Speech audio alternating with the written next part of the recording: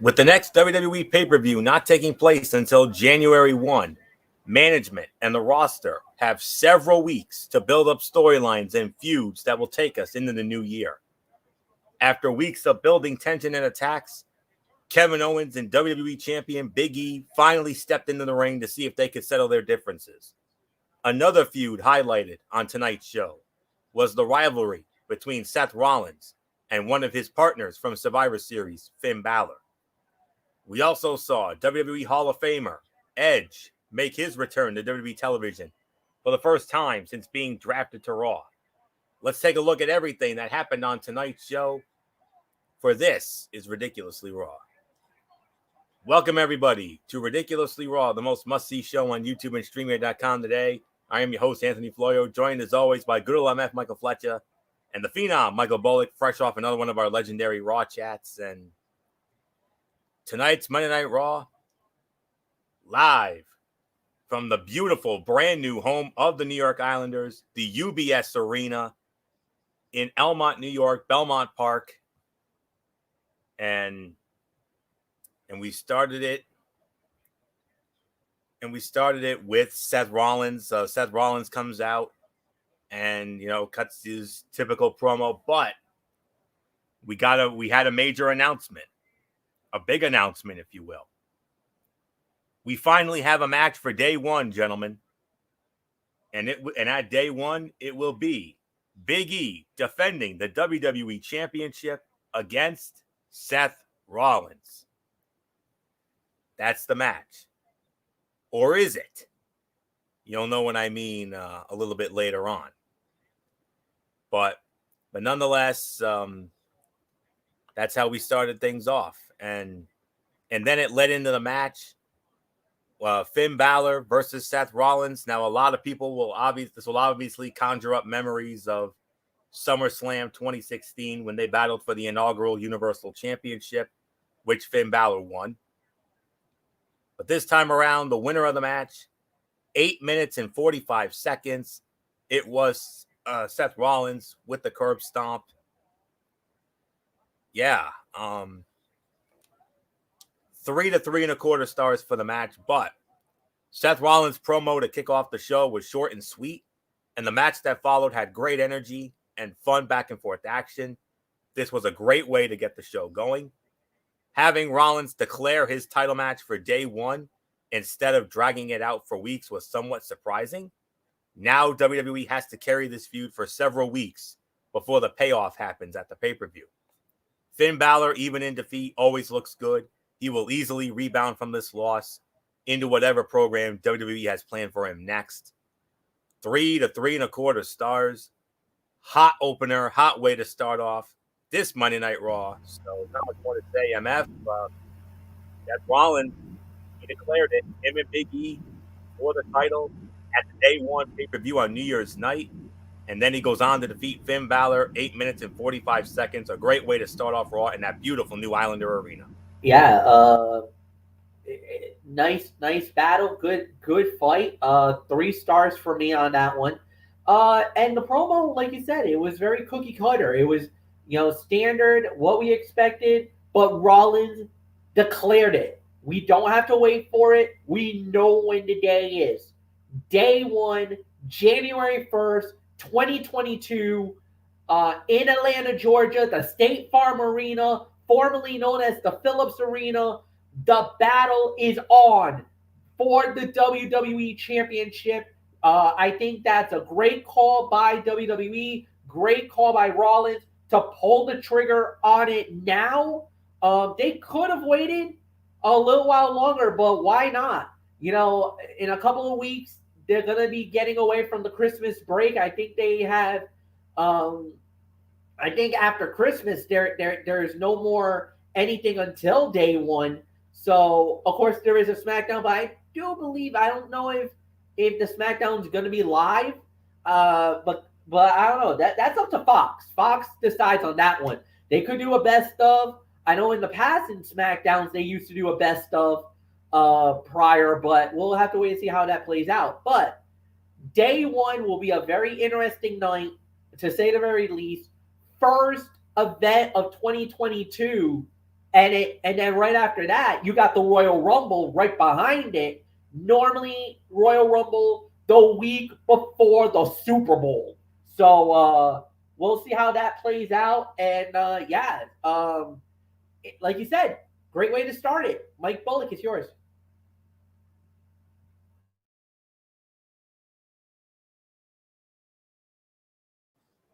Bullock, are you there?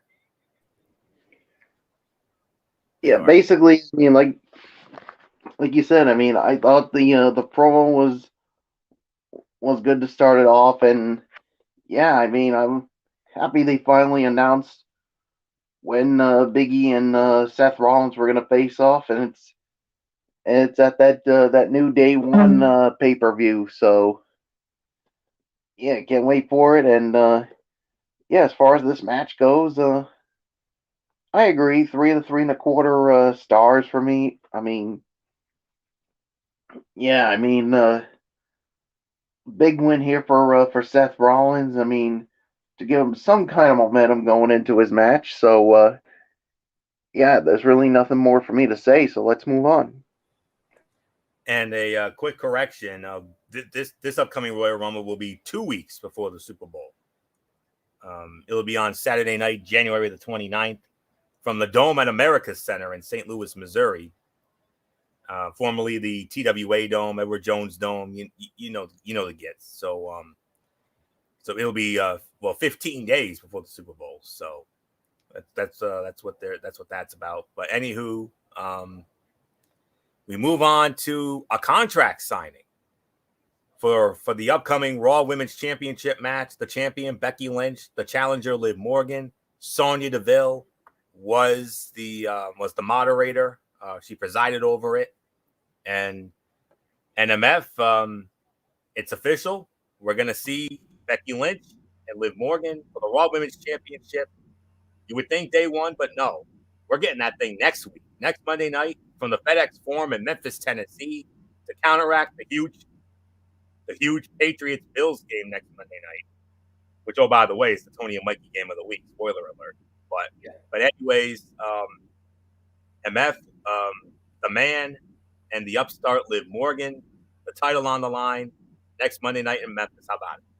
I wouldn't be surprised if they put it as the first fight of the night, just like what they did in Providence when we had Bianca and Becky for the title, and we saw how that turned out. That was one of the best fights of the evening when the Monday Night Raw was in Providence. So if I'm WWE, I would probably light that candle a second time around, do Becky Lynch versus Liv Morgan, and let that be the first fight of the night for Monday Night Raw. So yeah, I think what's going to happen is we're going to have to wait and see how it plays out. I think it's going to be a hell of a match. At the end of the day, I really believe Liv Morgan, look, she is the underdog. She is the upstart. A lot of people don't believe she's going to win this battle. Some people believe this will go beyond, that this rivalry could continue. Maybe does go all the way to day one. I kind of feel like either Becky is not going to win clean, or Liv will win the match, probably by disqualification or a count out, but that will open the door for a rematch down the line. So it's going to be a hell of a fight. It's going to be a good thing. Contract signings never like you guys say, never end up going well. And for the most of it, it was really Becky poking at Liv, saying, look, you think you're great, you think you're amazing, you think that you got what it takes to win it, but you're nowhere close right now. And I think that's the big factor, is that Becky is trying to plant the seeds of doubt on Liv Morgan, telling her that, no, Liv, you're not that good.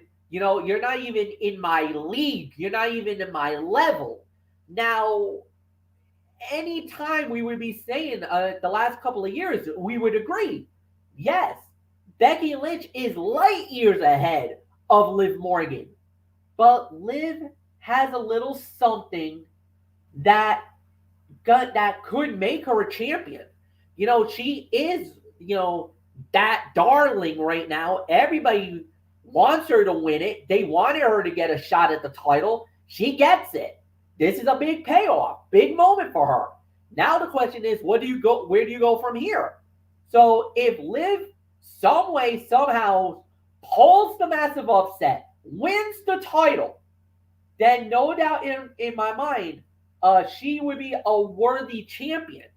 Now, where do you go with Liv after that? Well, you got a number of scenarios.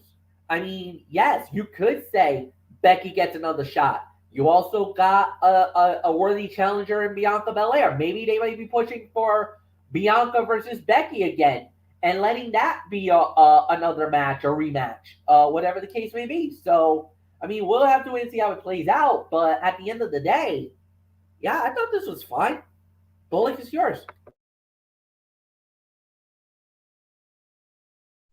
Yeah, I thought this was a fine contract signing. I mean, it didn't get out of control like what we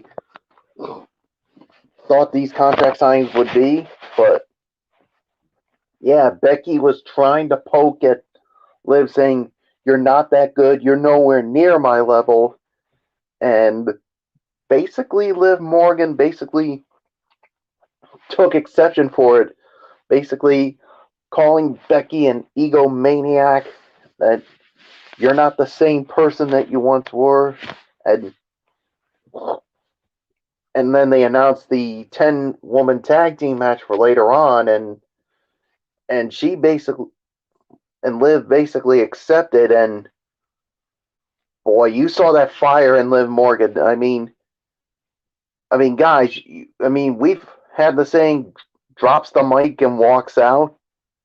Well, Liv Morgan, she didn't just drop the mic. She threw the mic.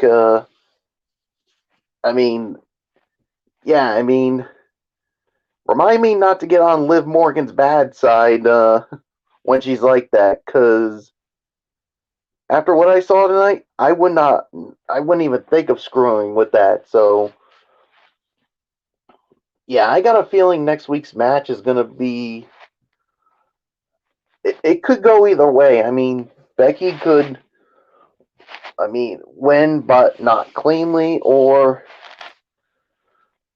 Becky might do something to Liv where she'll snap and get herself disqualified.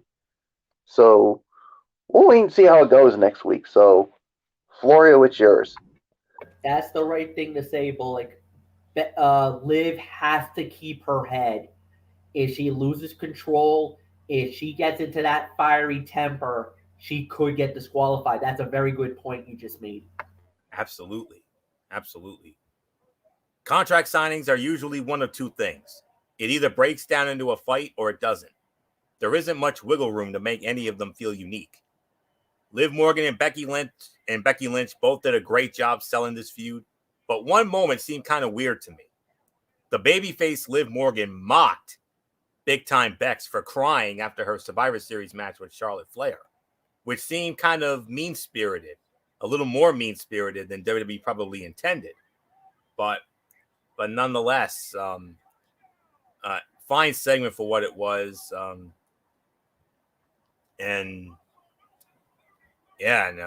Liv also kind of went there talking about Becky's big money contract, saying that's why her friends aren't there anymore. Yeah, you know her friends, obviously. One friend in particular, Ruby Soho, who's now in AEW. So, but anyways, let's see. Moving on.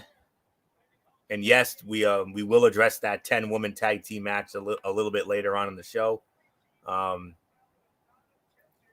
Tag Team Championships on the line. The champions, RK Bro, Randy Orton, and Riddle, defending the titles against former SmackDown Tag Team Champions in their own right, the Dirty Dogs, Robert Roode and Dolph Ziggler. Winners of the match in 10.5 minutes. And still, the Raw Tag Team Champions, RK Bro, Randy Orton, with the RKO on Dolph Ziggler. So, for the win. So, all right, Bullock. Yes, I had my... Yes, and I'm gonna give you all a little exclusive, a small little exclusive from our Raw chat tonight. And MF, you're hearing this for the first time. Bullock, you know what I told you earlier? I said I had my doubts because of the somewhat unease, and there was a little unease and tension with RK Bro recently. I had my doubts, but they proved me wrong. RK Bro got it done, 10.5 minutes. The Viper with an RKO on Dolph for the retention. Champions stay the champions. Yeah, and I kind of had the feeling that they were still going to be the champs, and you said that there was trouble in the previous weeks, but you're forgetting something, Florio. What happened last week? I mean, a rare smile from Randy Orton. That's right. Yeah, when Riddle hit the RKO, and then of course Randy Orton hitting the Bro Derek on last week using Riddle's finishing maneuver. So yeah, so after seeing all that and hearing the match going down tonight, I knew that they were going to retain the title. So I'm going to give this about another 3.25 for the effort. So yeah, so there's really nothing more to say. Flory, what's yours? Yeah, this feud hasn't been going for too long, but due to Dolph Ziggler and Randy Orton's lone careers in WWE together, it feels like a bout we have seen a million times. But that's actually not a bad thing in this case. Randy Orton and Dolph Ziggler know each other as well as any two opponents can these days. Their chemistry seemed to be contagious because Riddle and Rude also meshed well to make this a solid tag team title match. Ziggler takes the RKO better than anyone, so it came as no surprise to see that as the finish. So I'm going to give this about 3.25, teetering on 3.5 for this. So one of the top fights of the night for sure. So no question about it. And MF, nothing more to say except your boy, he did it again. And nobody does it better, man. I mean, I got to say, we've seen a lot of amazing RKOs all these years. But MF, I got to tell you, the RKO that Randy delivered tonight, that was maybe the most picture-perfect one I ever saw. Oh, there's no doubt about it. It was picture perfect. It was amazing. Randy Orton gets yet another RKO. There's really nothing more to add here. It looked amazing. It looked solid for what it was worth, and there's really nothing more for you to say. I mean, it was incredible. It was, like you said, picture perfect RKO, and yeah, I mean, there's really nothing more to add here. So it looked solid. It looked amazing. There's really nothing to add. This was about another 3-star bout, and yeah, Floria, what's yours? All right, and next we come out with we continue on with the Rated R superstar, the WWE Hall of Famer Edge. His first appearance on Raw since being drafted to Raw. Last time we saw him was last month when he defeated Seth Rollins inside Hell in a Cell in Saudi Arabia at Crown Jewel. And he was interrupted by The Miz. But wait, Miz was not alone. He had that beautiful French-Canadian dame, his wife, Maryse. Oh. No. All right. We're gonna poke a little fun here. First off, for me on a personal level, oh yes, the heart skipped a beat when I saw that beautiful dame. MF knows how long I have had a thing and a love affair with that one. Oh yeah. It goes back to the Diva search and when she was the Divas champion and the whole 9 yards on SmackDown years ago. Great to see her back. And another thing, we've heard Corey Graves go nuts before, but I don't think I ever heard Corey Graves go that nuts for anything. I mean, he literally lost his damn mind when Miz came back. And you can imagine, and you could you could say it was justified because, you know, Miz has been gone for several weeks and months because of Dancing with the Stars and the whole 9 yards. And But anyways, Miz and Maryse, they interrupt Edge, and it looks like we could be on the verge of an Edge and Miz thing here. But I got a little more on that in a moment. As great as it is to see him again, Edge's comebacks are starting to have diminishing returns. WWE doesn't need to do a whole song and dance every single time. But with that being said, Edge, especially Angry Edge, is great at these promos. Having another great performer like The Miz to work with during this segment helped make it easier to watch than most longer promos. With Maryse as part of the segment, it seems to me that WWE maybe could be setting up for a mixed tag team match that also includes Edge's wife, Beth Phoenix. We shall see. I think we could be doing our singles with Edge and Miz for the moment, but hey, Edge and Beth Phoenix against Miz and Maryse, sign me up. I wouldn't mind seeing that. Beth and Maryse, they have history. Go back to Survivor Series 2008. They had a Divas traditional Survivor Series match, Raw versus SmackDown. Beth and Maryse were the final two. Beth Phoenix got the Duke that night in Boston. So relive that on Peacock, which I did a couple weeks ago. So there isn't much more for me to say on this. I can honestly say this was the segment of the night. I mean, this was a fantastic segment, and I don't believe Edge and Miz ever fought each other. If I'm wrong, I'm wrong, but I do believe, Florio, this would be a first-time encounter. I don't ever remember seeing Edge and Miz fight each other either. So I might have to double check it, but I'm pretty sure this would be a first-time encounter. Yeah, I'm looking into it myself, and actually they did. They actually have. They did. They did. It was on the road to WrestleMania in 2011. It was a champion versus champion match because they were the world champions. So that's all there is to say there. So yep, I got it, Florio. It was January 24th, 2011. Edge versus Miz 1-on-1. Yep, and that was on the go home Monday Night Raw. That was the go home show for the 2011 Royal Rumble. Also in Boston, oh by the way, which featured that infamous 40-man Royal Rumble match. So that might have been the only time, but that was well over 10 years ago, almost 11. So, but nonetheless, though, like I said, this was the segment of the night. I mean, they went back and forth.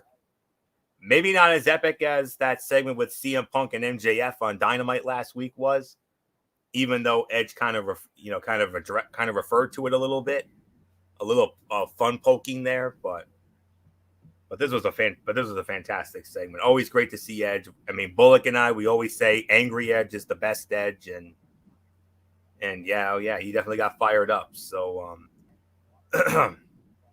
not much more to say. MF, I think we're looking at an Edge versus Miz match possibly at day one, and who knows, maybe in the future, Edge and Beth Phoenix against Miz and Maryse. Something to think about. I think so. I think that could happen day one. I honestly think that could happen at day one. Or what they could do is do Miz and Edge at day one, and then maybe we get Miz and Maryse versus Beth Phoenix and Edge, maybe Royal Rumble? Or do you wait and put it off all the way to WrestleMania? I mean, that would be a big question for us to see. And there are similarities between Miz and Maryse. There are similarities to Edge, to all four of them. All four of them established champions. Miz, WWE champion. Edge, a World Heavyweight champion, a WWE champion in their own right. Maryse, Divas champion. Beth Phoenix was a former women's champion in her own right. And not only that, but they both have children. I think Edge and Beth, I think, has 2 or 3, if I remember correctly. I think it's 3. And I know Miz and Maryse has 2 baby girls. So there are similarities to both of these couples. So there's not that much in between. Now I'll tell you one thing: if Maryse pulls the trigger and does something to Edge, you know that's gonna bring Beth Phoenix out. You don't mess with her man and get away with it. If you remember, on the road to WrestleMania, leading into WrestleMania 33 in Orlando, you remember Maryse slapped John Cena. That brought Nikki Bella out, and she was on the warpath. She wanted Maryse bad after that. Even Cena said, "You just made the biggest mistake of your life." We all knew what that meant. Oh yeah, hell has no fury like a woman scorned. I mean it, man. If Maryse sticks her nose where it doesn't belong, or if she puts her hands on Edge, the Glamazon's coming out and she's gonna be whipping Maryse's ass. That's all I'm saying. Be careful, Maryse. It's good to see you back, but if you poke your nose or you do something to the Rated R Superstar, man, you are about to be in some big time trouble. Bullock, it's yours. Yeah, Beth Phoenix, she'll basically wipe the floor with Maryse, and she'll enjoy doing it. And let's not forget, I mean, Maryse and Beth Phoenix, I mean, they've been in the ring before, and Maryse has found out the hard way what happens when you cross the Glamazon. Does she really want to go down that path again? If she does, that could be a huge mistake on her part. But I could definitely see a mixed tag team definitely going down, but maybe Edge and The Miz could go at it at the Royal Rumble. I mean, we'll wait and see what they do with that, but I really enjoyed this segment, and yes, Florio, Angry Edge is the best Edge, as always. It's yours. Nothing more to say. So with that said, we move on.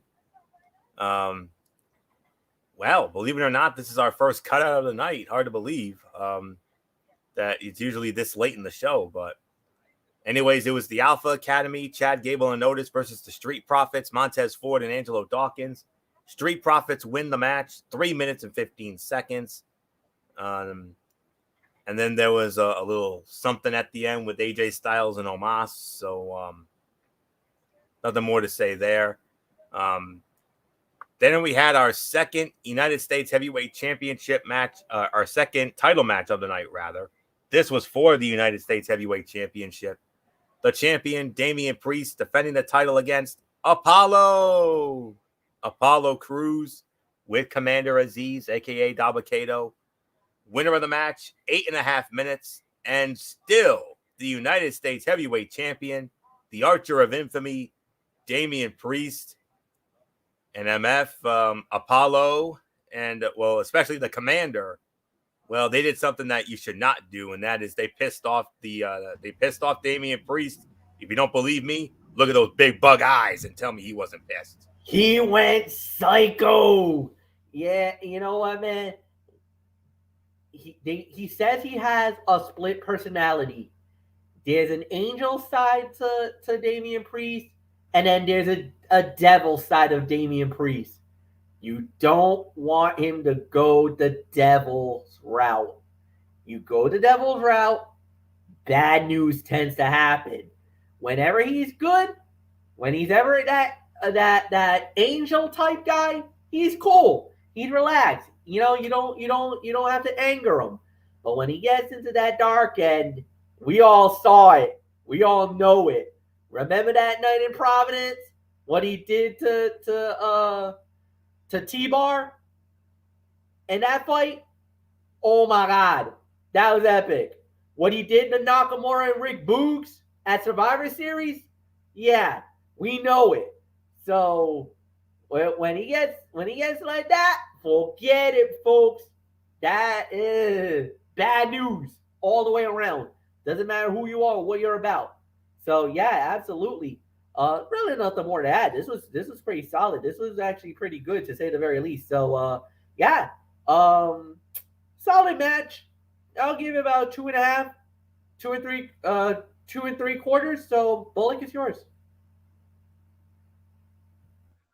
Yeah, 2.5 stars for me. I mean, this was a fine match here, and yeah, Apollo decided to poke the bear with Commander Aziz, and I was like, oh boy, you're gonna wake up that evil side of Damian Priest. Where I mean, come on, guys, it looks like when those eyeballs are like are ready to pop out whenever he transforms into that.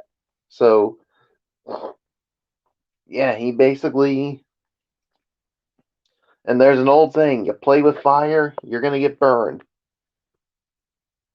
He decided to play with Damian Priest's fire, and he got burned. So 2.5 stars is my rating. Florio, what's yours? Yeah.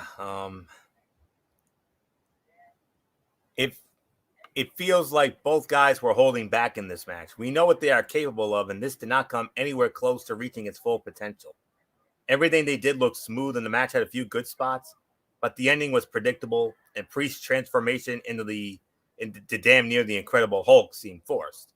This is a combo that could produce some great matches down the line, but this one was just so-so. So I agree, 2.5 stars. That's really all there is to say there. Another cutout match, the Mysterios against Cedric Alexander and Shelton Benjamin. Mysterios win the match, 3 minutes and 10 seconds.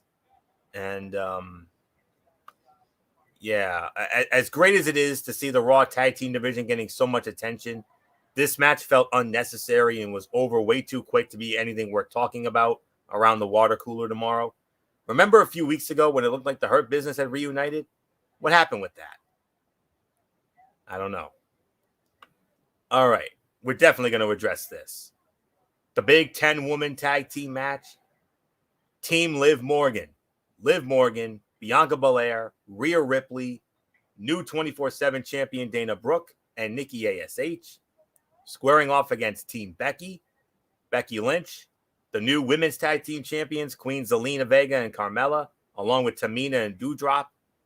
The winners of the match, 19 minutes and 40 seconds. The babyface team, Team Liv Morgan.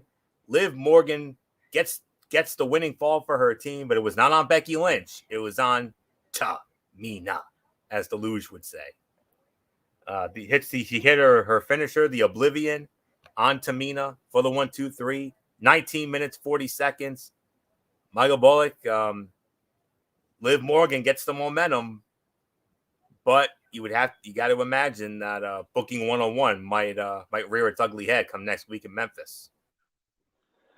Yeah, I mean, that could be the case. I mean, Liv Morgan gets the win, but if the booking 101 goes correctly, I think that means Becky's walking out still the champion come next week. But man, what a match this was.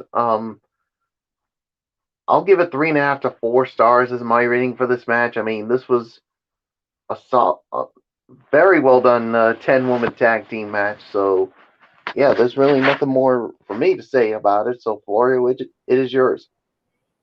Yeah. This match addressed a few feuds at the same time. So if WWE was only going to give the division one match, this did its job of carrying multiple storylines. The way this match was put together seemed a little haphazard. Some of the exchanges made sense, but the moment when Rhea Ripley's team just let her get mauled was weird. It obviously set up another spot a few moments later, but both felt poorly planned. Nothing looked especially bad, but nothing stood out as overly great either. Unfortunately, few will remember this match took place within a week, which is sad because WWE gave them 3 segments to work. Liv Morgan definitely came away looking the best. The women's division still has potential, but if WWE keeps booking these stars in short matches and overbooked bouts like this, we're going to start seeing regression again. The women's revolution can be revived with the right effort. But constructive criticism aside, I mean, this was still a very good match. Definitely up there as one of the fights of the night. No question about that. I'm with Bullock on this one. I'll give it 3.5 to 4 for the effort, but it's not a resounding 3.5 to 4. But I'm not surprised by the outcome. I had a feeling Liv was gonna get the fall for her team, and there's really not much more to say here. She tried to go after Becky. She actually got the Oblivion on Becky, and that leads me to believe Booking 101 might come into play here.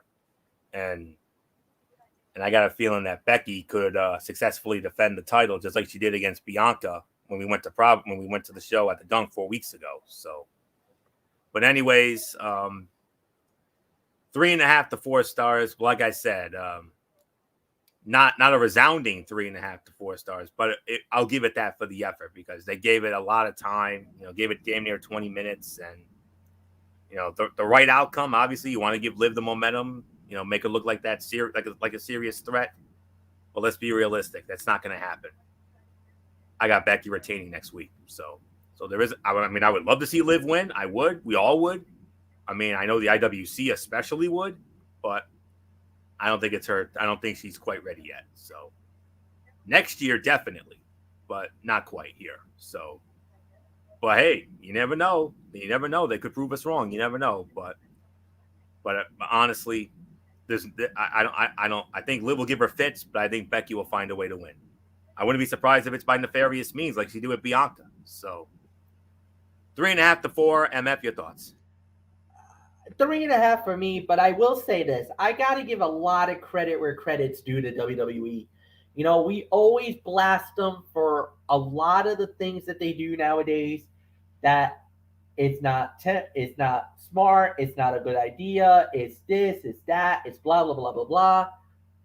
They gave the women 19 minutes, almost 20 minutes of an actual match.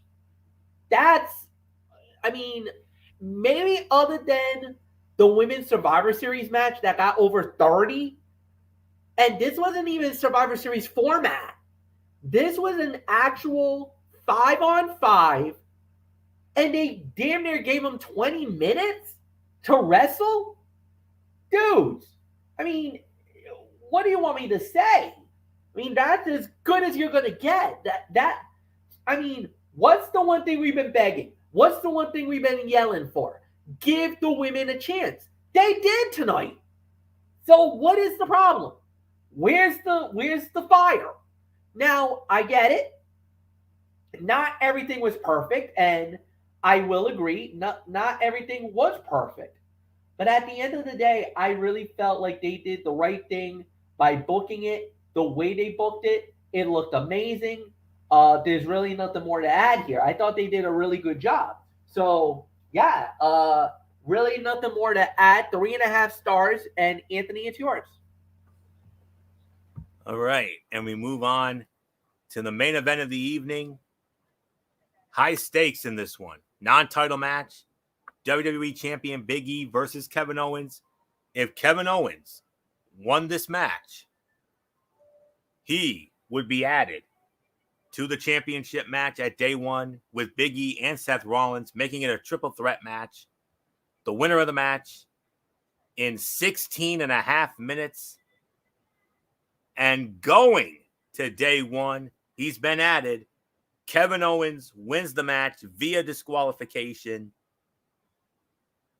Oh, man. This, to me, was the fight of the night. I will give this in excess of 3 3/4, teetering on 4 for this. Put 2 wrestlers in the ring for almost 20 minutes and let them do what they do best. It's almost a guaranteed recipe for success every time, especially with 2 performers like Biggie and Kevin Owens. This match was probably only half as exciting as it could have been if they were putting in a maximum effort. and it was still a fun and entertaining main event. That's how good both men are. The way WWE built up to the DQ was good because it showed how smart Owens is and how easy it is for Rollins to become his own worst enemy. It's one of the rare times when a DQ finish might have been the best possible outcome because it protects the champion while also giving KO what he wanted all along. So now at day one, it'll be Biggie versus Seth Rollins and Kevin Owens in a triple threat match for the WWE Championship. So, and I'm not at all surprised because with the way they've been building this over the last several weeks, especially, I mean, it really started here. When we were there in Providence 4 weeks ago, that's really where they started planting the seeds for this whole thing. So we get the payoff here. So, and what happened here, Kevin Owens, for no reason, just jumped all over Seth Rollins while Rollins was doing commentary. First, earlier in the match, he slapped Rollins so hard that the commentary headset fell off him. And then at the end of the match, KO attacks him. And that angers Seth Rollins so much that Seth Rollins went in, caused the DQ. If he was going to cause a DQ, what he really should have done was go after Big E. That would have disqualified KO, and it would have still been Big E and Rollins. But he went after KO instead. That disqualified Big E, and that gave the match to KO. So now we got ourselves a three-way match. So not much more to say. 3 3/4 to 4. Fight of the night. And MF, I know over all these years we always frown upon DQ finishes, but this is one of those rare times when I can say this DQ finish actually worked. It was brilliant. It was absolutely brilliant. Kevin Owens was master manipulator. He outsmarted Seth Rollins. He let Rollins' anger, he got Rollins to a point that he was so pissed off at Owens for the antics and everything else this whole night that he got in his head and got the DQ.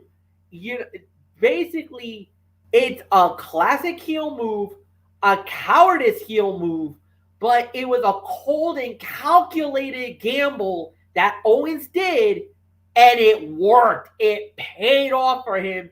Now he's going to day one to fight for the WWE Championship. If there's one man who should be pissed right now, is the champion himself, Big E, because now Seth Rollins, because of him being a hothead, now he's got stuck into a triple threat, which means his odds of winning this match went from 50% to 33.33%. Not good odds if you're Big E, because now you are definitely in a vulnerable position because you don't necessarily have to be pinned or be factored in the decision to lose the belt. And it has happened before, guys, many times where the champion has not been involved in the winning fall.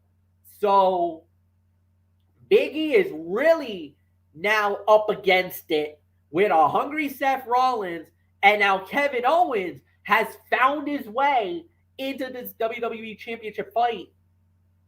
Man, I mean, you want to talk about a turn of events. Holy cow, that was quite a turn here tonight. Nothing more to say. Michael Bullock, fight of the night, 4 stars for me. It's yours. Yeah, 4 stars for me as well. And yeah, I mean, like you said, Seth Rollins became his own worst enemy when he let his anger get the best of him after everything Kevin Owens did to him, and he basically went after him. And yeah, that was a brilliant move by KO, basically knowing, hey, I'm not going to beat Biggie by pinfall, so I'll win it via disqualification by taking advantage of Seth Rollins' anger and Yep, you saw it happen. So, yeah, 4 stars for me. So, nothing more to say. Florio, what's yours? All right, so we go into the overall review here, and MF. How did this Monday Night Raw play out tonight from the brand new UBS Arena, the new home of the Islanders? I gotta say, really good show. Not really that many cutouts. I don't think we had that many cutouts. The main event was excellent. The 10-woman tag was actually really good. Tag team title fight was pretty good. Priest versus Apollo, not bad. I think it could have been a little better, but you had a very good talking segment. You had Edge and Miz, and that verbal exchange I thought really delivered. All in all, great night for the Red Brand. Very good night for the Red Brand. Being in back at Belmont Park, which is on the suburbs, right in one of the 5 boroughs of New York, as I affectionately call it, which is right near the Long Island area. So it definitely fits. I gotta say it. Great night, great event. To me, 7.5, 7.75, 7.75. I'll give it for this Monday Night Raw. I thought they did a very good job with this show. Like I said, very little on cutouts, which is always good. And yeah, I think Raw's found its footing right now. I think they're hitting their stride right now. There hasn't been that many bad shows lately. I could give this easily a 7.5, 7.75. I think they did a very good job with this. So yeah, Michael Bullock, I give it to you. Yeah, 7.5 for me. I mean, it turned out to be a good edition of Monday Night Raw. I mean, you only had a couple of cutouts. All the other matches were solid to even really, really good. So, yeah, so there's really nothing more to say. Florio, it is yours. Yeah, 7.5 out of 10 for me. I mean, I think it was because it was the first WWE show in that brand new arena, that beautiful new home of the New York Islanders, the UBS Arena. They obviously wanted to really stack the show, and they did just that here tonight. 2 title matches. You got Edge showing up, the surprise return of Miz and Maurice. Even more shocking to see Maurice. I mean, we knew Miz was due back, obviously, after being on Dancing with the Stars, but I did not expect to see Maurice. That was a beyond pleasant surprise for me. Liv Morgan definitely got her chance to shine. Enjoy it tonight, darling, because next week, the man's going to swallow you whole, I'm sorry to say. That's just the way I feel. But I would love for you to do it. I really would. It would be awesome, but I just don't see it happening. Yeah. And, with the exception of those 2 cutout matches, which were somewhat fun little sprints, both of them, but too short to mean anything, especially that Mysterio match. But hey, I'm very pleased with how the show turned out tonight. I mean, we continue our red hot roll from Survivor Series, and hopefully we can keep it going into Memphis next week with that big match with Liv and Becky for the title. I mean, that's the best way right now, unless they add some stuff later, which I'm sure they will. But right now, you've got that as the best possible counteract to the huge Monday Night Football game next week with the New England Patriots and the Buffalo Bills. So with that being said, 7.5 for me. Condensed Tony's take this week. I normally do Impact Wrestling and 205 Live. I'm only going to be doing 205 Live. Reason being, last Thursday night, of course, as we all know, was Thanksgiving, and Impact Wrestling didn't have their traditional show. It ended up being campy comedy silliness known as Wrestle House. They brought back Wrestle House, made it Wrestle House 2. It was all about the Wrestle House 2 shenanigans. So I'm not even going to dignify that. It's for some, but it's not for everybody. And I'm one of those, it's not for everybody, folks. So, but not really into that, to be honest with you. So I'm not even going to dignify it. but I will bring it back next week. But for right now, 205 Live is all we're going to do tonight. It started off with Valentina Feroz squaring off against Electra Lopez with Legado del Fantasma in her corner. Electra Lopez wins it in 3 minutes and 48 seconds. Basically what it needed to be, as they see something in Lopez just by the fact she is part of LDF. Barely more than a squash, which is fine. 1 star. Another women's match. We had Erica Yan squaring off against Amari Miller. And Amari Miller wins in 4 minutes and 33 seconds. It was basically similar to what we got in the first match, but with different women. A bit more competitive, but it was all about getting both women out there and putting Miller over. Another 1-star match. And then the main event was Andre Chase versus Solo Sakoa. And Solo Sakoa in 8.5 minutes. It was just boring as Solo was still figuring things out, and you could see the wheels moving as he was trying to think of where he needed to be and what he needed to do. Just put him on the main roster with the Bloodline and see if he can sink or swim with them teaching. 2 stars. 5 out of 10. Nothing bad this week as they showcased talent they want to push and didn't have them out there long enough to get exposed. Just boring at times. So I'm just going to leave it at that. So that will put the bow on this edition of Ridiculously Raw. I want to thank you all so very much for tuning in. MF, hang about because there's something I had an idea about a future content in just a moment. But I'm going to set it up for you. We'll be back with you. We'll be back with you on Wednesday night over on MF's channel, Bracefan 95. We got Wednesday Night Mayhem, NXT 2.0, their go-home show for TakeOver War Games. And, of course, AEW Dynamite. Thursday, the season finale, Strictly Sports College Football Thursday, championship week, all the big championship games. Of course, the big one, the headliner, obviously, the SEC championship, Georgia and Alabama. And, of course, the other big headliner, the Big Ten championship, Michigan and Iowa. Also looking for the American Athletic Championship, Houston and Cincinnati, just to name a few. We'll get into all the big ones on Thursday night. Friday, we have the Cerebral Smack Talk, MF, Bracefan 95, Friday night at 11 p.m. Friday night SmackDown, AEW Rampage, and our preview of the War Games event going down Sunday. And then Saturday, we have the Week 13 edition of NFL Saturday. Of course, the headliner, once again, the New England Patriots and the Buffalo Bills. That's the game of the week right there on either side. So we'll address that. Now, MF, you brought up an interesting proposition the other night about us doing a possible selection, a possible live selection show and all that.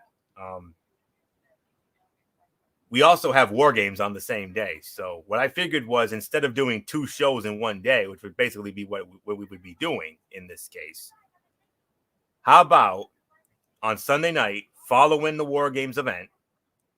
And I thought about this.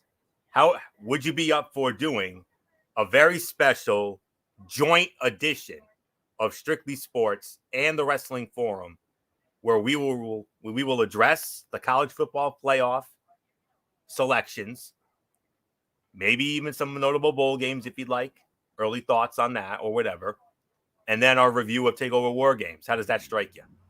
I would be down with that. Yeah. I'll be down with that. I definitely would do it. I would do it, like you said, immediately after War Games are over. So we're looking at maybe 10, 30, 11 traditionally. Which would be our usual time anyway. So. Yeah, so we could do that. Yeah, I don't have an issue with that. All right. So, because I know you wanted to get into that, and but that early window is a little steep anyway, and also we have the War Games event anyway. So, and I know you probably wanted to do a review on that anyway. So instead of 2 shows in one day, let's just combine it into one show. So, and go from there. So there you have it. MF has spoken. He has agreed. So I'm glad he has. So there you go. So we'll do that on Sunday night, and then back here next Monday night for Ridiculously Raw, the big match, Liv Morgan and Becky Lynch for the Raw Women's Championship, and maybe even some commentary, maybe some bonus commentary for that Patriots-Bills game. We'll see. So that's it. So until Wednesday night for Wednesday Night Mayhem over on MF's channel, Bracefan 95. This is Anthony Florio here on behalf of all of us here at the Wrestling Forum and Strictly Sports. Good old MF Michael Fletcher, the Phenom Michael Bullock, the Twisted Angel and First Lady of the Wrestling Forum, Dee Dee Woodson, and always and forever, of course, the man who put it all together in the first place, the Yankee Messiah 401, Derek Ferreira. You know the routine, everybody. Thumbs up. Talk to you later. Yeah, throw it up, Fortune 4 style. Bye for now, my friends. God bless. Be good to each other. Have a blessed couple of days. And until Wednesday night for Wednesday Night Mayhem, you have been watching Ridiculously Raw right here on the Tone 25 on YouTube and Streaming.com. And remember, my friends, no matter what anyone tells you, wrestling is beyond anything else. Wrestling is indeed actually real. For everybody who has been a part of this one, for now, Anthony Florio, so long. Bye, everybody. Bye.